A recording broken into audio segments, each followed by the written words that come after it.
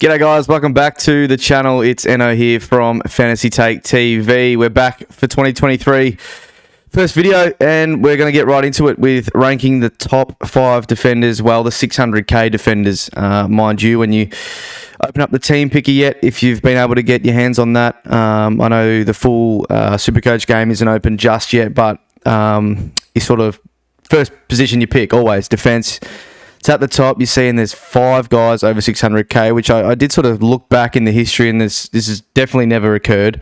There has been instances of 1 or 2, but never 5 guys who all had really good seasons in 2022.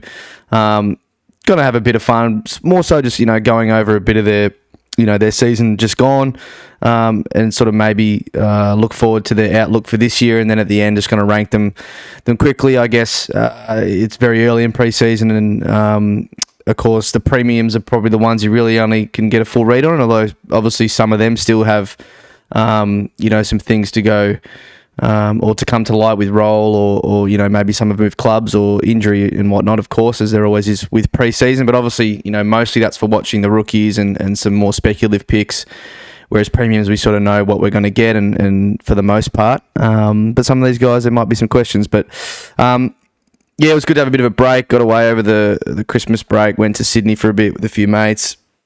Had some fun, but back into it now. And footy will creep up quickly. It's only a couple of months away, so it does come quick, and it's always an exciting time of year in pre-season. Obviously, everyone's flying, and everyone's in our sides, and it's just the way it is. But we'll get into it. So there's obviously these 5 guys. Sam Doherty, brilliant return year. James Sicily, obviously, as well, off his ACL. Sinclair, breakout year, at his sort of age, and Dawson moving from Sydney to the Crows, had a great year. In Stewart, as we've sort of known with him, as always been a bit of a premium ever since he really entered into the league, after his probably second season. So, first, we'll have a quick look at Sinclair and just, sort of have a look at how he went. Obviously, he broke out, as I said before, at 27 years old, which, look, obviously is much to do with role. He's always played halfback at times, but mostly it was sort of on the wing, half forward for most of his career, even some stints in the midfield. He never really nailed down a position, but he definitely did, obviously, last year at halfback. And I think he came second in the BNF the year before, and then obviously with his amazing season in 2022, he won the BNF, got his first All-Australian jacket, which was cool to see. He averaged, I think, just about 28 disposals and just under 20 kicks per game. So, he kicked it a lot. He kicked it very well too, I think about 80%. So, had a great season. Great season. Question is, new coach for 2023, obviously Ross the Boss coming back. Does he stick with that role? I have seen some, very early reports of him maybe, going back into the midfield, trying that. I don't see why you would. Ross can obviously make his call in pre-season, but I think he just was so good off half-back. I don't know why you wouldn't change that. So, in my opinion, anyway. But remains to be seen. He is obviously the top price defender. Averaged, they pretty much, a few of them all averaged about 110 really. With a couple that we'll get to later that just a tick under that. But they all had great seasons, these 5. So, look, he is the most. Or the heftiest price of all these guys.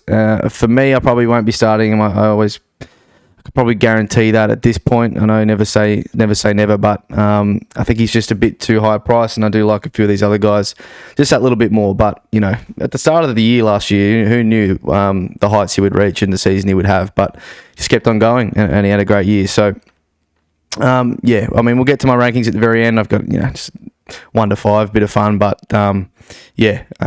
for now, Sinclair, probably for me, not going to start him. The next guy is James Sicily. Again, we knew he was already, sort of a premium player, but he became an absolute uber premium in the season just gone. And more surprisingly, off the back of an ACL. Now, he did it 18 months sort of prior to the start of last year, so he could have come back sort of the end of 21. They held him off. Was no reason to play. And it obviously paid dividends with his season personally anyway, having a career year. He did share the kickouts a bit, and look, a lot of these guys, and it has this, sort of the notion with a lot of defenders now in SUPERCOACH now that, you get your points off, or you get your disposal off a kick out, or you get points for it now in SUPERCOACH. As of a few years ago, they all know. James Sicily, if you actually look, is one man that does know. I think he played on about 96% of his, so he definitely knows. He did share him with Hardwick, so, didn't have the full lion's share like, some other guys do. The theme that's going to be with a few of these guys too is a lot of them might actually end up being captains. So Sicily is one. We'll get to it later with maybe Stewart, maybe Dawson. Obviously, Doherty, I think, is already a vice captain, or he might have given that up. I'm not totally sure, but he might be a captain heading into this year with Ben McAvoy retiring. I think it's pretty. Hawks fans can tell me, but I'm pretty sure that's almost going to happen. Maybe a question with Sicily. It's hard to find some. He is obviously pricey as well, like Sinclair, but. Is a lot of defense. They have a lot of similar players, especially in the defense. Hawthorn, CJ, Will Day. There's a lot of more young guys coming through. Ones they even drafted this year that sort of play that similar role. So, look, he marked and rebounded everything last year. We probably expect the Hawks to be pretty bad again, so it could continue. But maybe it's shared around a bit more. Who knows? If you're looking for a negative, that's probably might be one, and another might be that with Gunston sort of going and there's sort of lack of, some key forwards. Obviously, they got Mitch Lewis, who I really rate. Cozzy, who's showed glimpses, but, not sure if he's the answer. Maybe they get an injury to one of those guys. Is Sicily like the most obvious one to go up the other end? I think he is. I don't think it will happen, but, it always could. But, look, it didn't happen last year. He had a great season. Look, I don't see why there's too many reasons why he wouldn't. Again, it's just, like Sinclair at the top price, it's sort of hard to pick. So that's the Sis. And then we got Tommy Stewart, one of my favourite players. I started this man last year, and look, whilst he had a great season, he just had a few bumps in the road that, some avoidable, but some also unavoidable. I think he missed an early game with an illness. Then had that concussion against the Dogs when he was on about 40 before quarter time was even over, or maybe it was early in the second. And then, obviously one self-inflicted with knocking out Dion Prestia and giving himself a month on the sidelines, or 3 weeks, I think, 3 or 4. But other than that, he had some monster games, especially down at home in Geelong. Still plays very well at the G as well, but there's always that question with him, and George will bring it up a lot. Durability. Is it more durability, or is he just seems to miss a game here or there every season, and he sort of just can't avoid it for whatever reason. It's not always, it's not really soft tissue. He obviously had that foot problem, but he's over that now.